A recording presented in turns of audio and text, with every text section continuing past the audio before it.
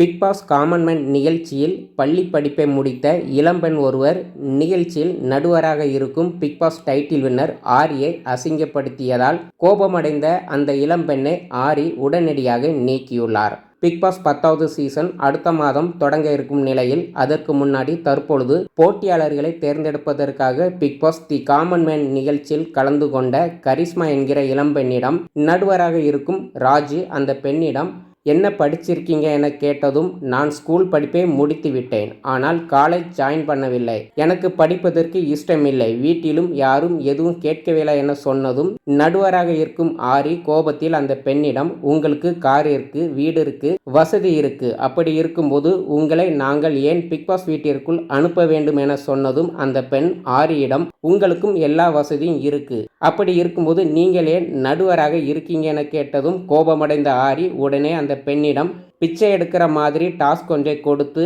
அந்த பெண் ஒழுங்காக செய்யவில்லை என கூறி அந்த பெண்ணை ரிஜெக்ட் செய்து வெளியே அனுப்பிவிட்டார்.